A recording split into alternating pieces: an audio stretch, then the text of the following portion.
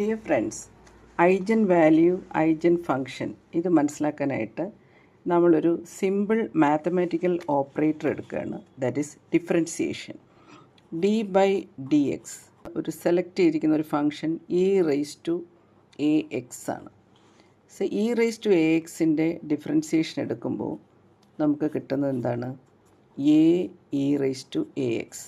അതായത് e raise to 2x ആണെങ്കിൽ അതിൻ്റെ ഡിഫറൻഷ്യൽ നമുക്ക് കിട്ടുന്നത് 2 ഇ റേസ് ടു 2x. അതായത് നമ്മൾ ഏത് ഫങ്ഷനാണോ എടുത്തത് ആ ഫങ്ഷനോടൊപ്പം ഒരു വാല്യൂയും കൂടെ കിട്ടുന്നുണ്ട്. ഇത്തരത്തിൽ ഏതെങ്കിലും ഒരു ഫങ്ഷനിൽ ഒരു ഓപ്പറേറ്റ് ചെയ്യുമ്പോൾ നമുക്കൊരു വാല്യൂവും ആ ഫങ്ഷനും കൂടെ കിട്ടുകയാണെങ്കിൽ ഈ ഫങ്ഷനെ ഈ ഓപ്പറേറ്ററിൻ്റെ ഐജൻ ഫങ്ഷൻ എന്ന് പറയും.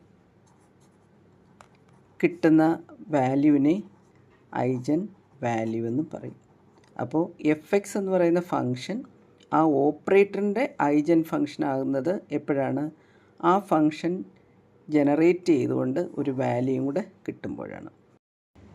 ഒരു ഫങ്ഷനിൽ ഒരു ഓപ്പറേഷൻ നടത്തുമ്പോൾ ആ ഫങ്ഷൻ തിരിച്ച് കിട്ടിയാൽ അതിനെ നമുക്ക് ആ ഫങ്ഷനെ ഐജൻ ഫങ്ഷൻ എന്നും കിട്ടുന്ന വാല്യൂവിനെ ഐജൻ വാല്യൂ എന്നും പറയാം.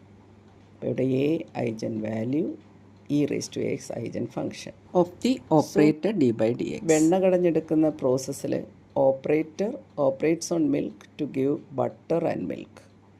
സോ ഇവിടെ ഐജൻ ഫങ്ഷനും ഐജൻ വാല്യൂ ഏതാണെന്ന് മനസ്സിലായല്ലോ.